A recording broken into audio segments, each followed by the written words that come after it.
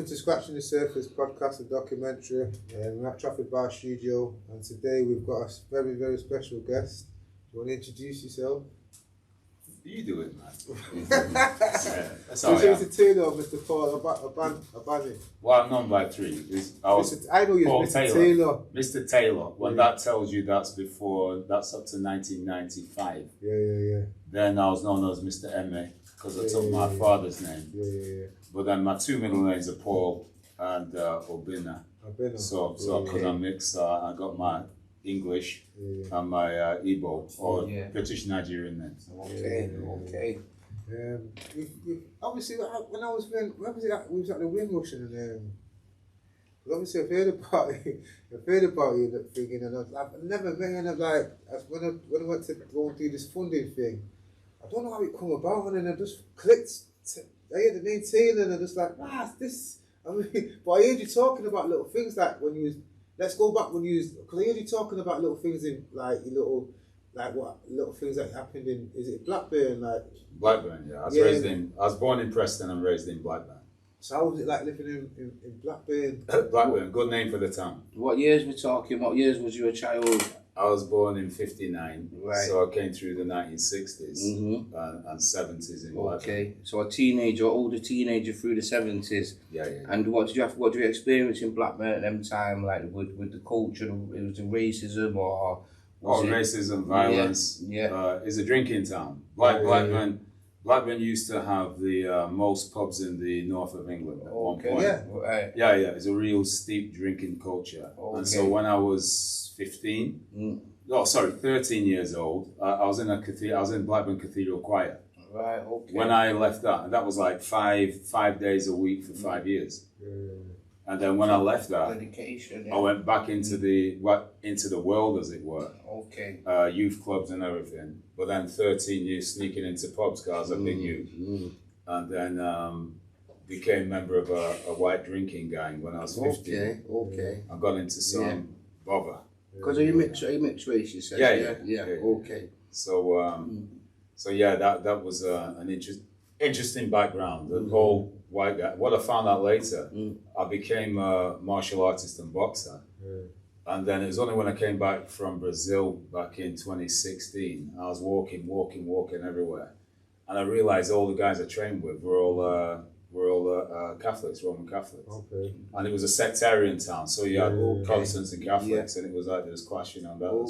Back in the Blackburn? Yeah. Wow. Not like Glasgow Yeah. You had that, there's a rivalry, between state schools and the Catholic schools. Okay. Yeah. So you were quite a tough lad growing up then, yeah? Kind of. It's a transition in it from doing choir to in the pubs and being a bit rough and whatnot. You gotta remember choir. There's a book by a guy called William Golding, ironically. It's called Lord of the Flies. And it's about a plane that crashes and then it's on an island. It's all these children on an island. Okay. They change to into savages. Right. But the hardcore are the choir boys. Right. And they're the ones so when you sit around saying that, I'm not a choir boy, it teaches you a sense of discipline, focus. Yeah. Then I added on top of that with the martial arts. Yeah. Then my background, my dad was military. Oh, right, okay. Right, and then my grandfather was police and military police. Right. And my natural father, he was military as well. He was an engineer. So that must have been quite a strict upbringing in itself, I would have thought. It was there. Yeah. Okay. So was you rebelling against all that, or did you just thought it was a natural order thing? Well, I was adopted into a white family, and so therefore I stood out until I was. I didn't really move with anybody black until I was 14, 15. So it was just straight going to school. I was the only one there. The racism from I always have to tell people my first day in school, which was April 4th, 1963. It's not like it affected me or anything. But my first day at school, I was called a black bastard, threatened to be stabbed by a Scottish boy. So that gave me a real insight. Sorry? How old was you then? 4. And you had that kind of anger to what I say is going to stop you as well. From a 4-year-old. You got to remember, it's only 15 years after the Second World War. So if anything you're watching on TV or magazines, comics and things like that was all military. It was all war still. So I didn't give it a second. I knew what it goes. I stab you with my petty knife, you black bastard. Okay. And that's going up the steps before him. Yeah. The only thing I didn't understand was you black bastard. I didn't understand it. Raised by a white family. Yeah. And so the petty knife is a paring knife. So obviously I only found out about that 6 years ago. What a petty knife was. Yeah. So well, what is a petty knife? It's a paring knife. You know when you joint chicken and things like that. Right, so it's a paring knife. Yeah. So obviously he must have had a family in the culinary trade, cooking and all this. Okay.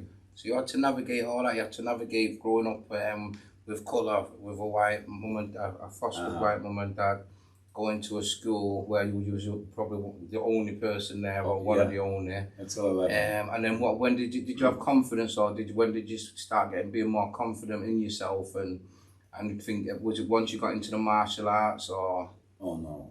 Before that? I was putting martial arts to calm me off. To calm you down. Because I was the frustration and the savage. Okay. Did you say that you was handy before all that though? Did you say you could handle yourself before? So you I just said you make were a yourself, bit so you just do double art to. So that doesn't make sense. No, seriously. If you go into school, I remember asking my mom when I got home that day. She said, I said, what's a black bastard? And she said, you're not black, you're golden brown, and you're half English and you're half African. Yeah.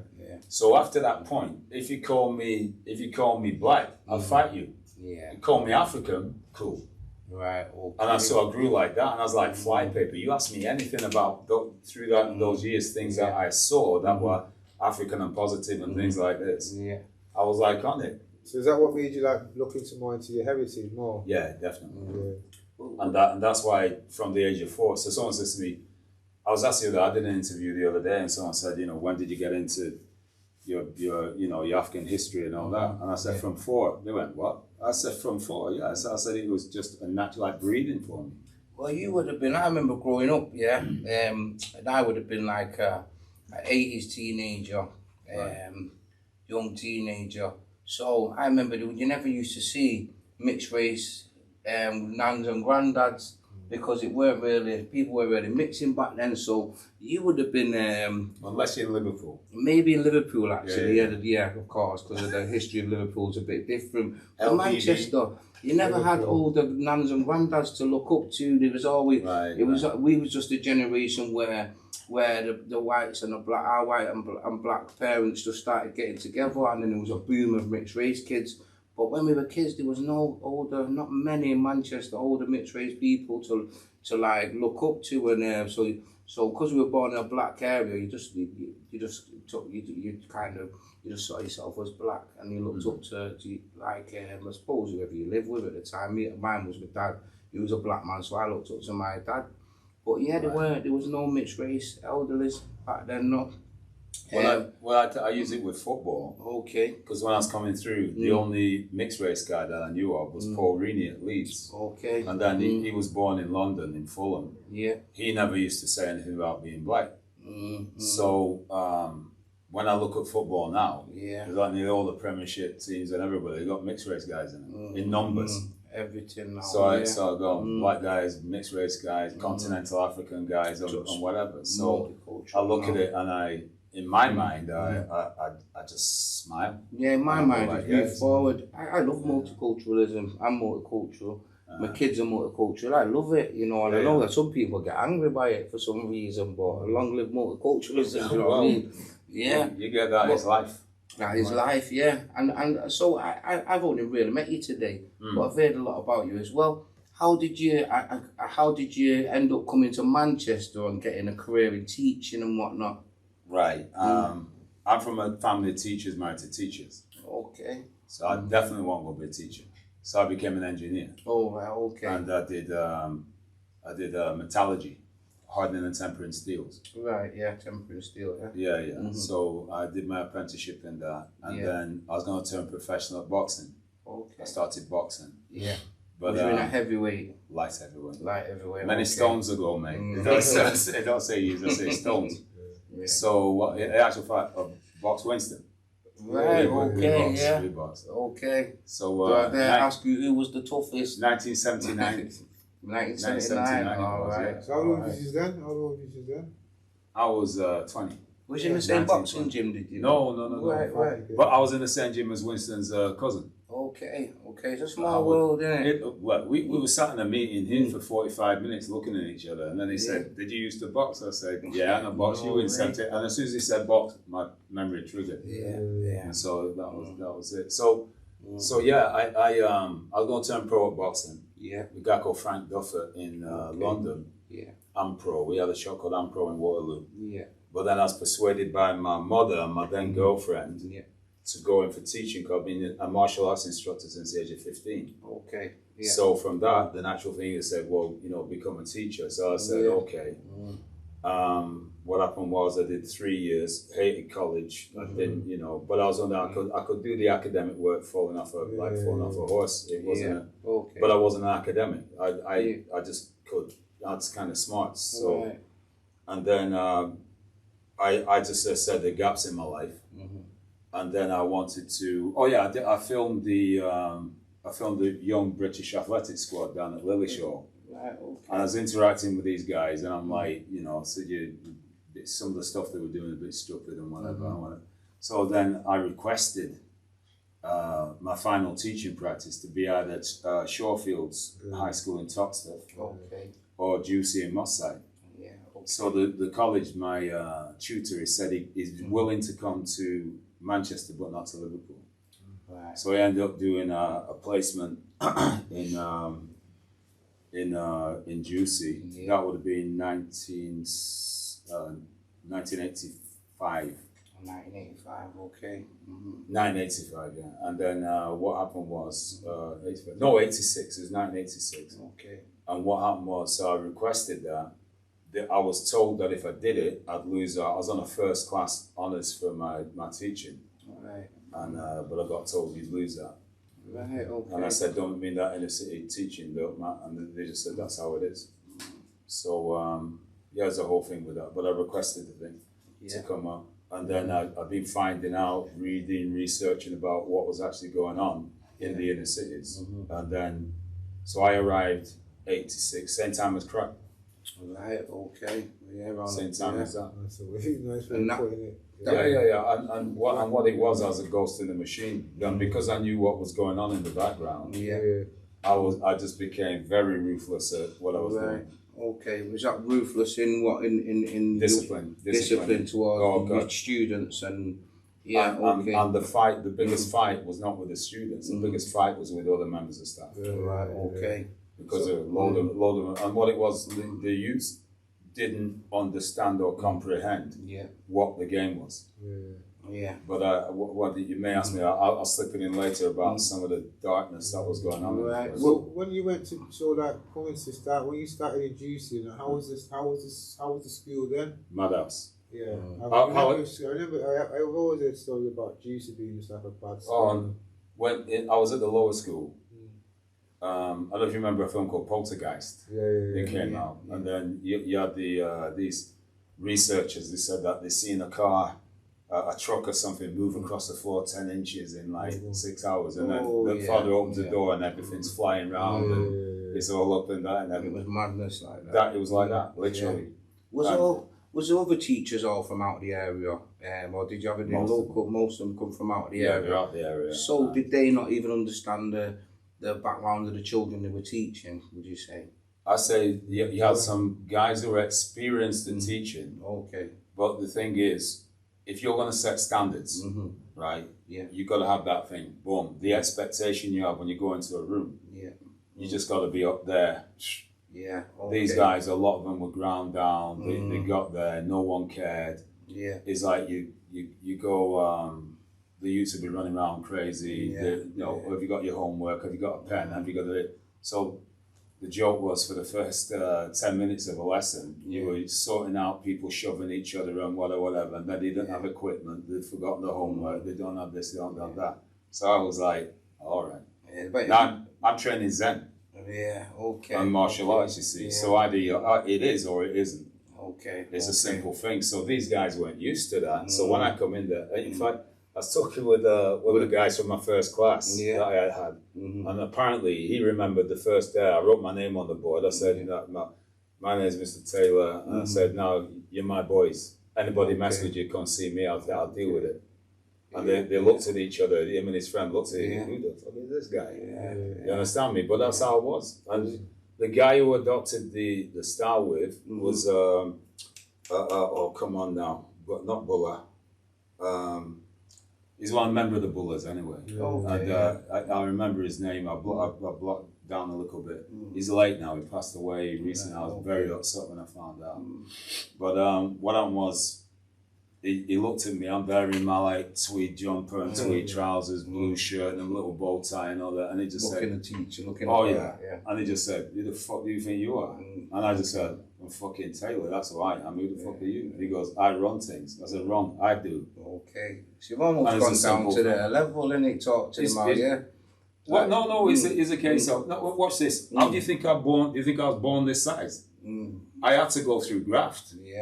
And to have some little punk turn around and tell me that they're going to do this, that, and the other to it. I'm going like, wait a minute. So did you run your character ran your lessons by fear? Would you say? No. Respect. Do you think they respected you? Listen, fear, respect is a similar thing. Very close, yeah. You understand me? But my energy, I became uncle and big brother. So they respected you, I would say. I'd say grudgingly. Yeah. I think looking like, I think at the time some of them were like, I heard all the stories in it, but then I think now looking back now, like I think it was needed for them kind of kids because you probably kept them from going further. Even though some of them did end up going down the wrong thing, it could have some been dead, some mad house. Yeah. You know, and a lot of them didn't have fathers at home. And what happened was, I realised this very quick because you know, even in school you go like, Mum, I mean Miss. Yeah, the people do, So the rule is when you're looking after a group of young people, you're in loco parentis, means a local parent. So you see what happened is, there's a lot of those guys who are stepping in. They had anger towards the fathers, the mothers and all that. And so a lot of children take all that stuff out on the adults they can get power over. You can't touch me, you can't touch me. Well, watch this. The reason we're raising a nation of hypocrites is because there are rules and laws, right? And you got rules in a school. Now, the only reason I step out of those rules is if the youths are stepping out of line. And so there are certain guys who are doing bullying, they were doing all kinds of stuff going on. And I remember I was doing a conference up here. This is when I moved to London back in '99. And I came up, it was the middle of the night. I reached from London and I was at a hotel by the airport. And the night manager, he was the guy I used to teach. And so he's like, oh, nice. I think he said, Mr. M.A., so I know it's from a certain point. And when he checked me in there, he said, we're dead scared of you at school. But what we like is that you bullied the bullies. So it was always that kind of thing. Now, what the guys in school didn't know. So for instance, when I was on teaching practice, I've got to be very careful how I explain this, but there's a story I do tell. You remember James Gregory? You know James Gregory? So James class.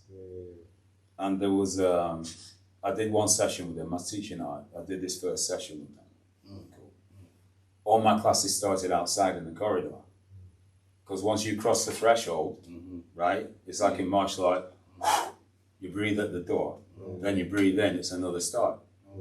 I'd say I'm training Zen. So if I'm in a classroom, not a classroom, it's a kun, it's a dojo, it's a temple, it's whatever you're going to call it. It's a sacred space where we don't have learning. So I'm not happy until I've got a sacred space. And if you ask all those guys who I used to teach, ask them what my classroom was like. I never had a cleaner, I had a polisher. So you call it, you say. They used to use it for staff training. And when Prince Charles came to visit the school in '99, they used my classroom to meet the community. So you had everything up on the walls, all the stuff that was there. It was always, you know. So that's I said, I pride myself in that, and I said that was the kind of standard. So you couldn't be messing around throwing things down on the cleaners. No, someone's mother. You should say so.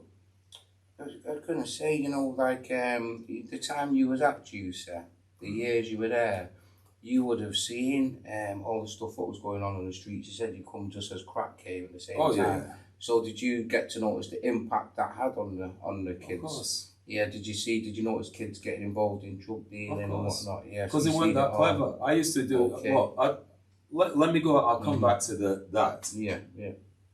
But what happens in that first class, in James's class, the second lesson, there's this kid there.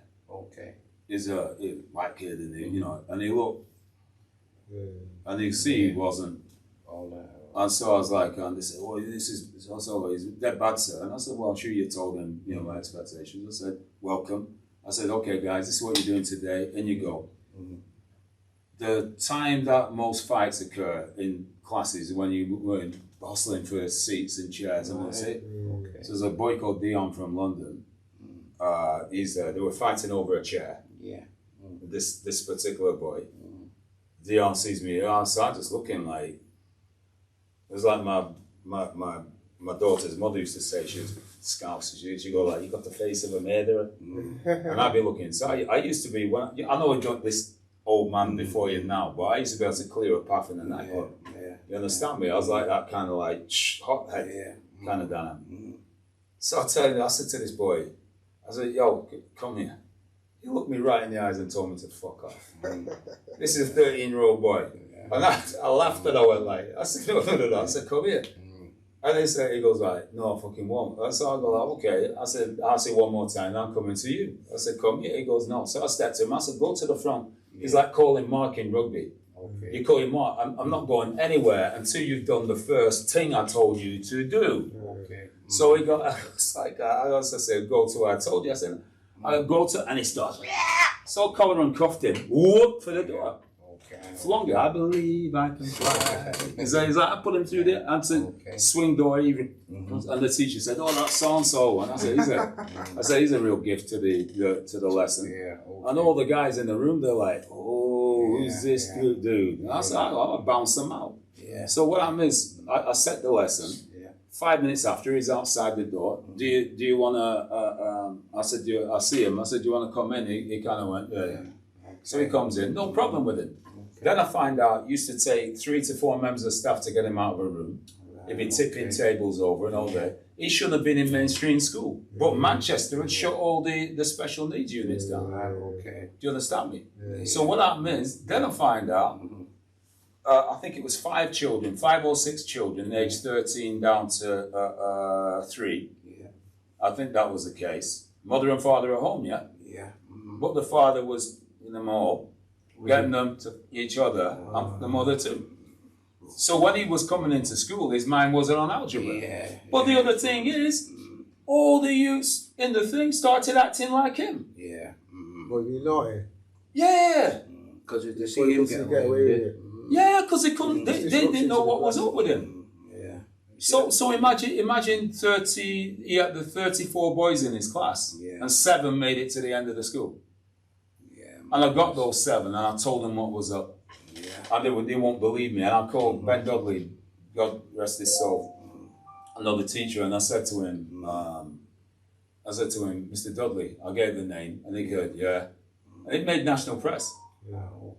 So you see, that was what you were dealing with. That there were certain youths who were acting up, and a lot of the other children didn't know what was wrong. And so you say, "Well, what are you going to do with that?" So I had to become, well, I didn't have to. I could have just took my money and just done my thing and done whatever. So I did that. But because of my background, I said, "No, I'm going to front this thing off." I think, especially at that time, I think it must have made a difference, and we probably needed more teachers. More strong teachers. But did you have any conflicts? I know that you didn't have no conflict, but I have to say this, innit? But did you have any conflict with parents or any rulings or like? When I was laughing because I think it was about 8 months ago. Someone told me that apparently. What? Oh no! What was it? The first one was, there's a guy who really don't like me, and he comes down on the moss and all this. So I got told by Junior at the cafe. he said, "Oh yeah, apparently you did." And he's saying that I'm mixed race and I hated all the mixed race kids and I used to harass them and all this. And then I came in with my eye all bruised up because a parent chased me in school and punched me up and all of this business.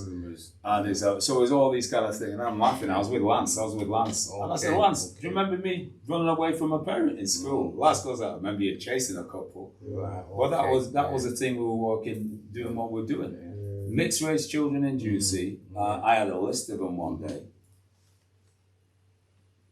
I had this list, and I remember Gary Conroy, who was the head of PE, and he looked over. I was outside the upper school office, and I think there's about 42 children's names about that.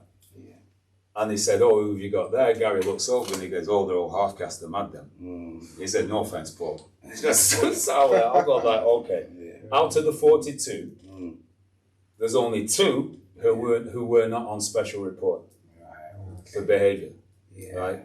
So when someone's passing an opinion, this guy used to tell me that, oh, blah blah blah, blah, he's a black guy, but they didn't know and they don't need to know, and I didn't want them to know what it is. I had to take on the professional, personal, cultural responsibility for the community that they were coming from. Yeah. And so where you had certain parents, oh man, I've got stories, man. Yeah, I got stories. So when you were talking about when the drugs started, the guys are running packages. They're doing this, they're doing that. So what I did, I pulled them one day. I pulled a load of them one day, and I just said, full school uniform.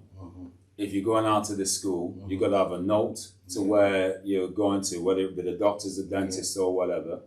Whichever direction you're going in, make sure that the doctors and dentists is in that direction. Okay. Either you're going to it or you're coming from it. So what happened to the headmaster? The headmaster of the school, did he not like have any? Why are you bringing all these rules and regulations? It's not rules and regulations. No, I'll tell you, because this is the whole thing. Well, I said once you got your thing, and then if you're running out, you got your directors or whatever. Yeah. Always have that reason, right?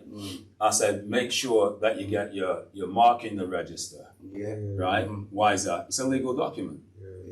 So you make sure you get you got that and whatever, and then you duck out, and then you got your building. What's that called? It's called building alibi. Okay. You understand me? And then when I got into the history, teaching them history, so I was showing them things in there. I didn't realize what I was doing. Brain hemispheres and all about timeless, time bound, on which you have to be vigilant in this level and blah blah blah blah blah. So doing all that thing because I wasn't going to stop what was going on. Did you ever cross over to taking it outside of school hours and getting involved? Like, did you... Right from the beginning. Right from the beginning, Right from the beginning, I was on Carmel Road. In 1989, there was a move by the Asian community to get me removed and all this business. I was accused of assaulting an Asian youth, which was bogus, and I said I had done it. And if I had ever got into anything with anybody, I'd say, yeah, it was me. But then you see, if that was on the Monday I came in, the head of the school said, I must give him my word that I will not talk to this boy. And I said, what do you mean? I haven't talked to the boy, I haven't done this thing. I said, is he going to say something back to me? Yeah. Is he going to say I did this thing again? Are you going to say? And so I was suspended on full pay. Right. Next day, I got a phone call from my friend who was working in Garth Prison. Okay, yeah. Would I come down doing cultural study history session? And I went down there. Do one session. Oh yeah, he says I'll give you a week's notice. I said I'm suspended on full pay. I can come down this Thursday. Yeah. And I went down there, stayed 4 years part time. Is it okay? So you left Ducie and went. No. I was working. I was doing both. Okay. And then 2 years later, full Sutton prison, Cat A by York. So I was working. I was working in Ducie. I was working in Garth. Just one day a week, and then in full Sutton one day a week. So they put all my free lessons on one day, and allowed me to run to those places. You see. Yeah, but you came across a lot of people that you knew from the school, from the area, and you came across them in jail. Right the way through. Yeah. And it's weird that see my rule was always don't get caught. So that meant I was wanting to get them to operate so they could operate in school and get what I mean. A lot of the schooling you get, so it's a nonsense. But to get qualifications and whatever, you get options. It's like in football, you get all the ball, you got to give options to the guy in possession. Yeah. So I wanted the options that they can do the best, get the best they can, legitimately, and then, you know, anybody can do whatever. Now this is all New Jack. Yeah, and we had New Jack. We see New Jack City was the film came out. And then they said you need a New Jack cop to take down the New Jack hustler. And I was saying that because of the communications or whatever, you had New Jack children. So I said you had to have New Jack teachers to deal with the New Jack youths who were coming through. So I was New Jack. What saying, And so what happened is I stuck my neck out in all times, you know, we hate him, is this, is that, blah, blah, blah. No, you know, I'm going like, I don't really. So like, I'll drop it now. 1993, the Deputy Chair of Education from Manchester City Council was murdered in Nottingham. And he got burnt on. They said what came out. You can find an independent newspaper. Go online, put in the name Chris Rogers, and then the case on Chris Rogers' murder. It'll all come up. And he was a homosexual Satanist involved in a three-way tryst with two other guys wearing a red stocking suspenders and a red vest. And this was the what? The education? Deputy Chair of Education. And the reason the guy murdered him is because Rogers was ridiculing him, saying that he was only a Wiccan priest, and Rogers said he was a full-fledged Satanist. So when you're talking about, we were getting threats, we got all kinds of stuff. And from we changed our strategy in 1991. We went fire brigading into things. We were going to set up our own thing. So we started a series of conferences called the Education of the Black Child. And we did that. There were national conferences, international speakers. What year was this? 1993 to 1997. Okay. So we weren't playing. We kind of on it, and you know, 24/7, 365 days a year we were on it. What kind of things were you doing with that when you was working on that project? You mean in the conferences or the prison? The conferences. What was the conferences, we're bringing people from. We started through. We did 5. Rites of passage. So you got lifelong development, lifelong learning. So don't matter. I'm 66. It means that what I'm doing now, I'm still learning every day. I was over there waiting to do the session. I'm writing up stuff and whatever. And that's what I just said to Lance when I was going to call you to do this thing. Learning every day. So rites of passage, media and the influence of media. That was in '94. Never mind the media now with the computers in the pocket and. Just strangers in your bedroom and whatever, because the people outside of doing production. So media, we were warning about that back then. Then we did history. Then melanin. We talked about the influence of melanin in the skin, but also throughout the system. Finally, it was about spirituality in the Black Child. So we did those five conferences. It sounds interesting. It sounds like some people available online. Available online. Cool. It's on First Cup Manchester, Tony Reeves project. Right, so people can check it out. So like what other skills where was Ducie rated like in them times as being like? What do you mean, the league tables? like you get good skills and bad skills. And let me put it this way. Here's the joke. When it got reconditioned, so they had this rework. So they closed down Daisy Bank Road. Everybody moved up into Lloyd Street. When that school opened, 2 schools above us were closed. That's how bad it was. And they put £6 million some pounds in it. But then they what can you say? Same people running it. So but I heard all the stories because I was at Trinity, innit? And then I remember because I used to go around with obviously we know the names, innit? The usual suspects, innit? Right. And he's just like, yeah man, this teacher done this, and I'm like, teacher, like no teacher's putting hands on me, you mad? I never listened. I heard some stories, man. Do you get what I mean? I'm like, nah, there's no way no teacher's doing that to me. But like legendary in the education system. But like, what's this thing with this murder ball? What was some of the procedures? Oh, murder ball. Murder ball. You see, murder ball's an old. Do you know Borstal? Yeah. Well, I know Borstal from what is it, Scum and all that. Right. So you see, Borstal was always run by military. Right. And whether it be naval or army. And it was all bull and brass. So Borstal, you had to fold your things in the morning, polish it, and all that, innit? all of that stuff, all of that. It was that kind of thing. Shave everything. So what happened is they had to go at murder ball. So murder ball is, you know, is like, you see, where you learn your sense of right and wrong and whatever in rules is line. So the word discipline says disc, hip, line. Okay. So you got 360 degrees of possibility on the bottom line. Now you learn the lines. Football, basketball's the best one, because if you put your toe on when you on the line when you go, you lose the ball. If you do a foul, so you get your fouls against you, can foul out yourself, but then after 5, I think it is, you get a team foul. So your behaviour and your attitude is actually counting against you all the time. Yeah. If you have a weak sports department in a school, generally you got a weak school and behaviour's bad. That's what I found anyway. So why is that? What makes you think? Why? What made you come with that? Because it's where do you learn about controlling your energy? You understand me? So, for instance, I know as a boxer, you can defeat a guy before he gets in the ring. So the most famous case of that. Yeah. But what's this? The famous fight was Sugar Ray Robinson versus Randolph Turpin. Turpin bullied Robinson, who was one of the greatest fighters ever, if not the. Bullied him out of the title. And then what happened was, there was a return fight clause within 3 months. So from, it was in London, he had to go and fight in New York. What happened was, the Robinson's manager found out Turpin's weakness and exploited it. What do you think it was? His dick. So every time he got to New York, every time he stepped out the hotel, the trailer load of holes there. Right, okay. So he broke training 9 times in 6 weeks. Right, okay. So when you see the end of the fight, it's cut Robinson. Robinson's been told by the referee, one more round and then we're stopping it.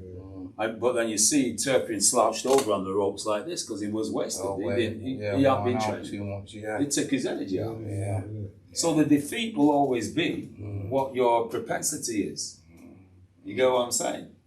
So you see, that's the kind of thing that when you go, so watch this.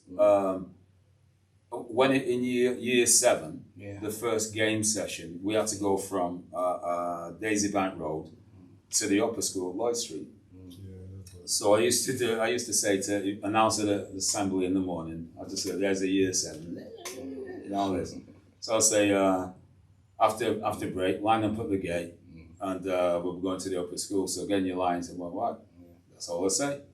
So after break comes off, there they are, jumping all over the place and whatever and all this. So James, the coach driver, used to drive up. He'd take one look, he'd go, coffee pot, I'd go like, so he'd go into the coffee because he knew that's where we're starting the session. And so when they were jumping out, you always get 1 or 2 youths who'll be saying, "I will not get on the coach, sir." And now, as long as they didn't go off the pavement into the road, I just let them do what they've been told. And then eventually I'll go like, I don't know it. You lot, shut up, you lot, all this business. And then what happens is, they line up. And then I'll just say to them, what did I tell you in assembly?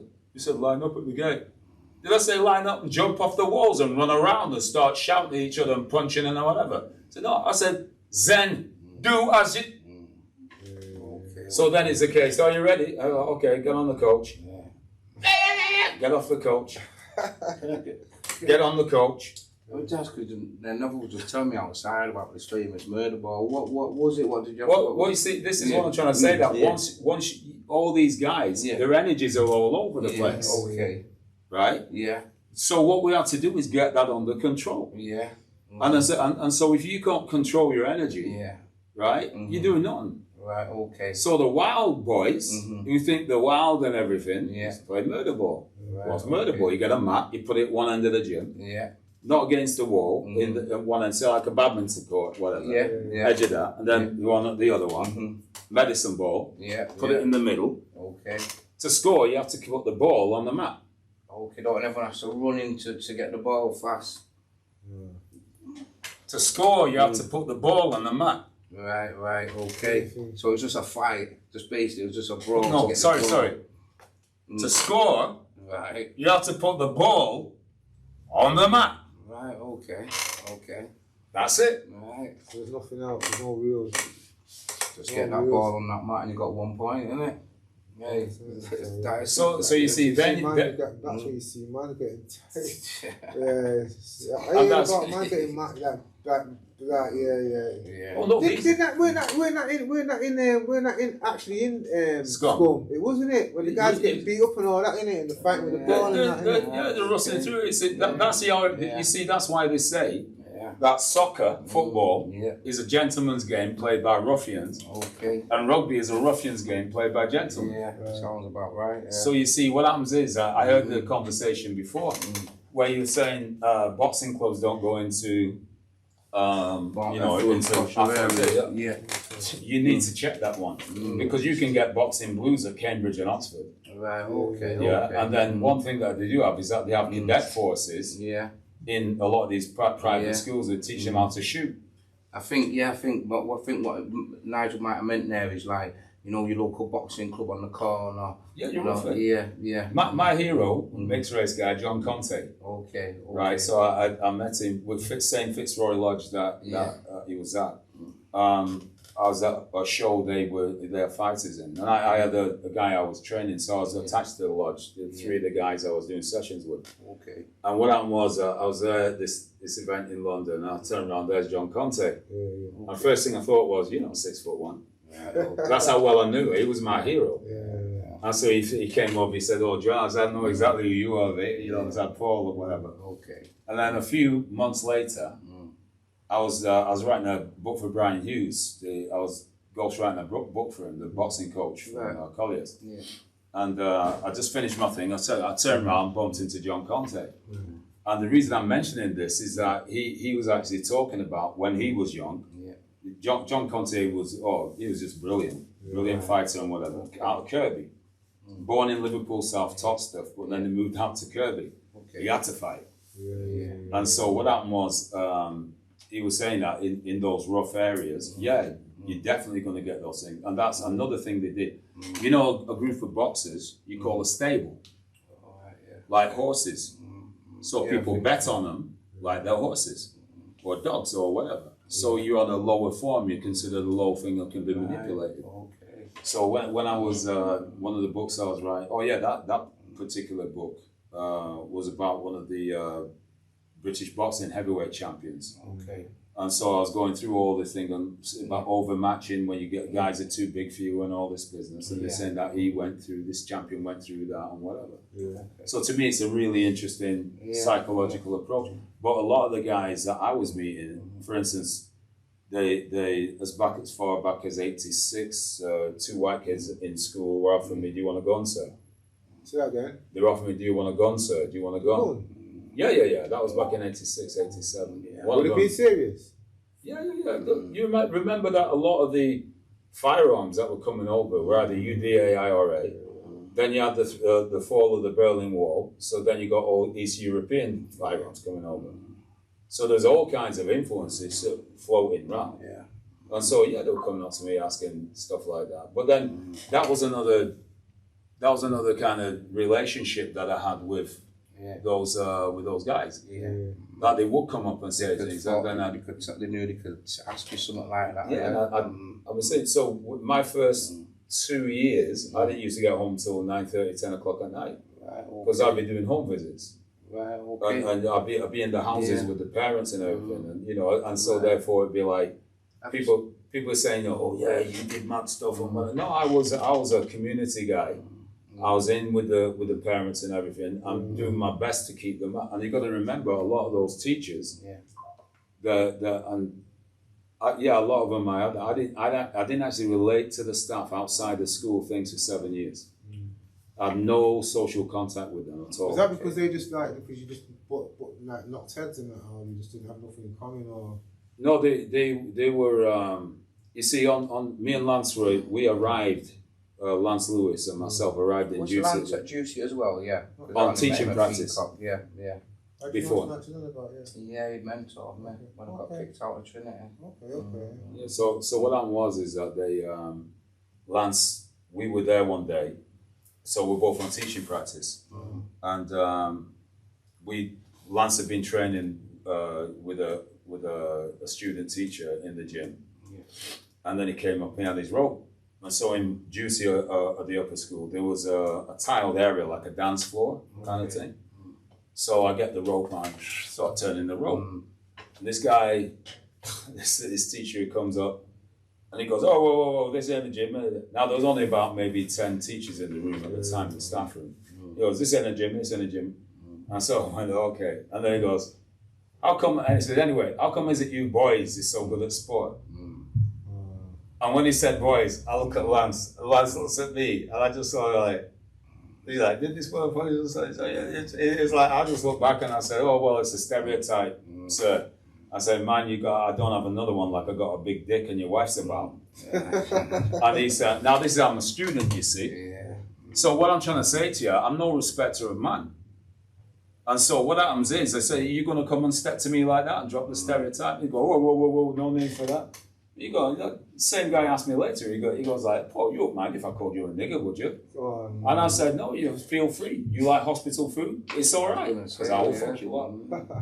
So I'm not saying, you can ask anybody, I'll be consistent. I've always had that bottom line with the thing, and these are some of the guys that particular teacher, when I was on teaching practice, he come into a room, like I was in art, he would confront one of the young black guys in front of their friends. So they start cussing him out, and "Oh, fuck off, no, this." So what did he do? He didn't go to make a complaint, he'd go to the staff room and start telling all the staff, "Oh, I got told to fuck the cheeky cunt." And they'd be cussing about the thing, but then they'd be saying, "Yeah, he was doing this, he was doing that, and all this." And then what happened was, then when that boy's walking into all the other classrooms, all the teachers are on, so they're on a vibe. So what would happen then, he'd go in and confront them again, they'd do the same thing, then he'd go up this time, and there'd be about 3, 4, 5 teachers going and demanding that that guy got kicked out. And I was watching that process, and I'm going like, whoa. That's when I first arrived. So you see, what happened was, it got to the point, I refused to go to briefings. When we moved to the upper school, it was like a 5-minute hey. It was like they would, this youth's done this, youth's done that, and whatever. So for about 2 years, I used to run and find a youth and say to them, "You've been mentioning dispatches." I was going to say, do you think that the way you came across to your teacher as well, your stance on things, do you think it helped change the whole aspect of the building and the? All I could do is do what I did. And you see, I used to stick things on the staff room wall, types of teachers that usually teach black children. I stick it up on the wall, and then it'd be up there for about a day, someone would pull it down, and I'd stick another one up. And I always remember after Imagine that conflict was going on as well, man. Oh, it was all the time. But after 7, 8 years, I said to, there was an incident with a Somali youth with another member of staff, and they were trying to get him, disciplined and all that. I cut across and had a word with the head. And after 8 years, they finally did sessions on the cultural approaches with Somali youth and Caribbean youth. And that's after 8 years. They asked me to do the one on the cat, and I refused. I said, "No, I've been doing that for how long?" But you refuse to look at it. And now you want to talk to me type thing. Now you want to talk about these youths, so they're excluding black youths hand over fist all the time. And there were certain members of staff in that place who were right down that line. I can believe it, man. Like I know you've been through a lot of things, but have you ever had to use your skills outside of the dojo? What do you call it? Is that right? What do you mean, street fighting? Have you had to, not even street fighting, just to defend yourself, like. All the time, because you got to remember that what the skill set is a mentality. So you remember if people cut tie on you or whatever. You see, this is another thing. Check this now. If you were young and you were raised in a black household, could you cut tie on your mother? Why not? You get clapped, You get beat, You get beat. For what? Looking at someone funny? Nah, you would doing it, get caught. Yeah, you couldn't, No, you could. What about kissing your teeth? Now you see, my dad kissed my now you see what you just done. I've asked you a question. I asked that in Full Sutton Prison, 27 guys down, a lot of them for murder and everything else, right? And I go like, can you cut out your mouth? No, immediately. Yeah. Well, then what happened is that these guys were cutting eye, kissing teeth, muttering under their breath, verbally confronting, and you've gone through 4 stages before that the white teachers didn't know what the cut, or the black teachers who weren't applying it. So when you're not challenging that in a school setting, you're teaching them to disrespect their own cultural reference point. So you see me, what's at the top here? Don't even think about it. So that's where I was at. And I wasn't raised in the culture. I had to learn all of that from my girlfriends. So you see, when you talk about self-defense, outside of the dojo, that's exactly it. You're applying your own thing. So that becomes a kind of it used to be a thing. So for instance, I'd be going. I remember. I believe. I'm not sure if he's still around, but Clifton Cameron is one of the boys, and a guy called Bob Smith. He said, and this boy here, and Clifton went, you think you're bad? To the teacher, I'm going, lick him, lick him. And he's like, whatever. I said, you don't got act there. And I draped him up. And mind you, I've been told your mother, I am father hand by those families. Longside, as in Longside. So I stepped on him, man. I was like, oh, okay. So this teacher, this teacher who's going to report me. So watch this. He comes to the upper school. They're watching these youths that they can't control around the school, playing end-to-end basketball, coaching each other, supporting each other and that. This guy sat next to me and he's like, and he couldn't believe what he was seeing. And he says, how do you do this? I said, because I've got a bottom line discipline and we have to work through everything to get to that point, to go into what I call agenda B. It's your personal agenda behavior. And he's gone like that. And then he says, if you don't say you won't touch another youth in this school, that I'm going to report you to the head and all this. So I said, you're a naive fuck, do what you have to do. And then do you know what happened was? He came and told me like a week later, he just slapped a boy across the face and the boy had run out. And I said, what, you didn't manage to grab him? And he goes like, what? So what I'm trying to say is these guys, they'd be hitting youths out of anger and all these other things or whatever. I stopped one boy getting draped up by a member of staff who were a really hot temper. Okay. This boy's a young mixed race guy. He has his trainers and everything in this shopping bag. We're on the coach. And he fling it for the guy's head. The teacher didn't see it coming. I just went, and I it's what you call shortening the scorpion's tail. I chopped him in his shoulder and the bag went right in front of the teacher. So did I use my skill? All the time, man. All the time. You don't not use it. Yeah. And that's the psychological part of it, the mental part of it. Yeah. Like, just wrapping up now, you got anything to say? Yeah. I wanted to ask you, do you stay in touch? Are you still in touch with any of the students you used to teach? Yeah. And have you had any success stories, or have you had any tragedies where you've seen them ended up? Both of them, yeah. You see, what I gotta say is that I know. There's a book. There's 2 books. One called Staying Power. One's called Now You Do Know. These are things that I read in college. I was using them for research. 1984, 85. Okay. Right. This little white book called Now You Do Know, written in 1982, was a report to the World Council of Churches consultation. Okay. And it was about the uprisings in 1981. Yeah. Or the riots. The uprisings. Yeah. And that's where it lays out. It's called counterinsurgency policy, done by a guy called Frank Kitson. Okay. And you know, at Moss Side, you used to be able to drive across the Moss, even on the Alec Park. But then all of a sudden you got flower gardens, one-way thing, bollards and all that business. So what was the innovation? Mountain bikes. Yeah. You understand me? So you're doing your things. And whatnot. That's it. So you see, what happened was, I read that book. Okay. So by the time I came, and then my final dissertation at college, I had 2 of them, and one of them was called Confrontation, the Police of a Racist Tool. Yeah.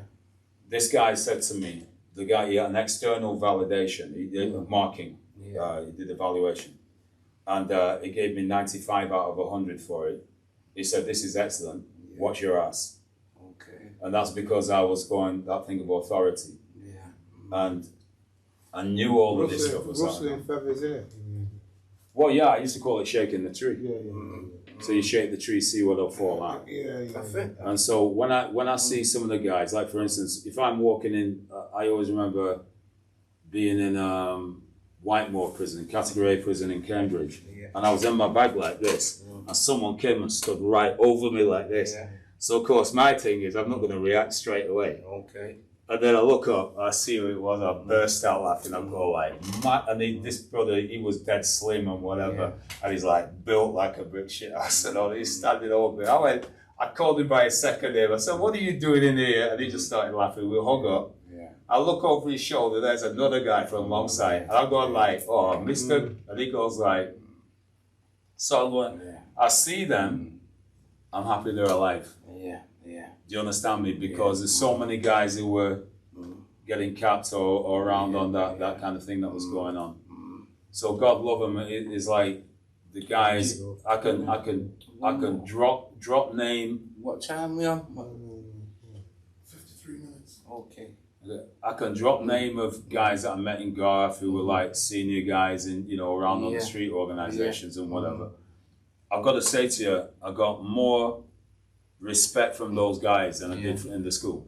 Because when I was in the prison, and I didn't mince words in there, and they teach me. I was teaching them. Yeah. But then I see these guys. I got nothing but look, because I knew what they were going through. They didn't know what they were going through. Have you got one success story of someone you've seen from back then who's now doing like amazing, and if not, it's not your fault, but it's pretty mad if not. Let me tell you, one of the boys, I can't call name. All I say is this. Was never okay. Do you remember I said I gave my name and then who is this guy? Yeah. Right. One of those two guys. Right, one of them I still see go for dinner and whatever. Yeah. The other one I'm not seeing for eons. Yeah.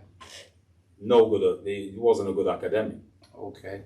But I hear he's gone clear on property and all of this business. He didn't go into the life as I hear. Yeah. One more. But he's got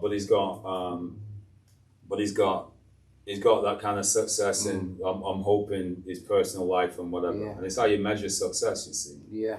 And I always remember I went to see Lauryn Hill. This is years ago. I was with my then wife, and I was like, she wanted a drink, so I ducked out to go and get her a drink. I remember I had a £10 in my hand, and as I'm reaching out, someone slaps me on my hand and knocks it out. I gotta look up, and it's this one boy who he said he just graduated. He just literally graduated that day, and this is a part-time job. When he was in school, I always remember I gave him this thing. They had 3 weeks to prepare a 2-minute talk. And what we're doing is filming it, and then you review it on your own. Okay. And so at the back of the room, so I had 2 tapes coming through. So I'm filming there, they're doing it on whatever. Yeah. And this boy, he's like, shut up, you! And he's just messing around. He'd not prepared this thing. He's just messing around and whatever. And I always remember, I ain't gonna say anything. He says, that's how you are. You're captured. Yeah. You get what I'm saying? You're caught on camera. So what I'm going like this, and then I put in the tape, and I remember he's watching it, and I see the tear come out of his eye and down his face. And I'm filming, I'm watching this thing. I said, what's up, man? I said, do you not look like you thought you did? And he's like, that boy's behaviour changed overnight. Okay. And he went on a serious path. And so I've seen things like that. If you give me, I can sit down for several days and tell you, success things and other things. I mean, it's easier, as I say, it's easier to drop with gravity than it is to elevate. And so forth. And that was the plan, as far as I'm concerned. That was the plan. Last one from me. Looking at how teaching is now, do you think you could still, the way it's changed, could you step back in, or is it just like a totally different game? I would last probably 45 seconds. Yeah, before And you it'd strangle be- someone. No, it'd be a case I'd be probably oppressing them by the way I looked at them or something like that. Right, yeah. What I'll say to you, teachers don't teach anymore, they deliver curricula. I was going to say, do you think the whole teaching game's changed? Do you think The teaching game is really, as far as I know, there are bright spots and people who are doing things, but now it's all process. Yeah. And it's kind of, to me, it's soulless. Yeah.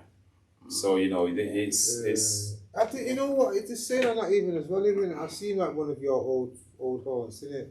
The tall guy, innit, who was just talking about before. Oh, yeah. And he was just saying, like, he said, yeah, man, I got, you know, it goes like, even when you go to the police station, it's like they've got, like, the questions are already printed out, ready for you to, he said, there's no little bit of, like, banter, you know, like, going back and forth, like, with the question trying to catch you out. He said, it's just, like, they're just ready for, he said, is this the best that you've got now? He said, this is how it is now. He goes, forget this, man, do you get what I mean? And, like, he'd be like, he's just saying it's just different now, do you get what I mean? Yeah, there's no, it's been took out. You look at police, it's they're taken. policing it, like, thinking it, they're thinking There's it. no thinking outside the box, is there, in any organisation, especially governmental or... Seven police to arrest a woman who's carrying a baby.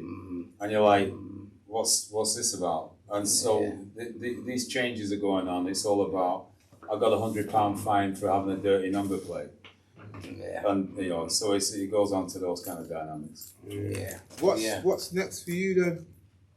What's next for you? Last question. I'm doing all my I've got a thing called lineage timeline. It's something I've been building, but I've got a structure that I teach from. So all the things I'm doing is like every single minute I can be doing something to get ready to deliver it and teach it and give people the options of looking and thinking differently. So you got awareness. So basically what I do, it's like I'm the foundation. So people don't know basic information. So like I remember my sister, she just got her OBE for special education, teaching special education last week. And what happened was, I asked her last year, it was like March 9th, and I said, she said, oh, thank God, spring's here. I said, what do you mean? She said, well, the weather's warmer. I said, no, spring starts March 21st. And she said, what? I said, March 21st. Now she's 74. She don't know when spring begins. So what I'm saying, it's not to say there's basic information we don't know. And if you don't have a foundation, say for instance, if you're watching Prison, you see the guys walking around, skinny legs and big upper half. Now that means you're easy to offend. But if you're grounded, if you got your foundation, you're much more difficult. So teach how to ground, how to expand your knowledge. So you got your history, your ancestors, and you got descendants. You're here and now, and so therefore we become responsible to ground that thing to get that thing. And then next one, healing, and then bring your power down, your energy, so you can start to apply it. And then finally, it's your ascent to become the very best you can be. This is a lifelong thing. This knowledge you've got now, is it in where anyone can find you? And are you doing anything? Are you online or are you on social media? Yeah, if you bring in Paul Obinna, usually Paul Obinna, there's talks I've been giving for the last 20 odd years and whatever. Right, okay. And then I've got my own thing, it's lineageinnovations.com. Cool. So you can get it there. Right, well yeah, man, it's good to have you. Legendary Mr. Taylor, man. But, favorite question, but yeah, man, it's good to have you. Infamous, you mean? Infamous. I can't wait to see the comments now, man. Well, no, it's good to have you on the show. Who's that fat old soul? Man, respect, man. Nice to meet you, man. You too, man. Respect, man. This is scratching the surface on my house, man. Peace out, like and subscribe. Hit us up in the comments if you remember. You got teached by Mr. Taylor or Emma. Yeah. So, man. All right. Nice one.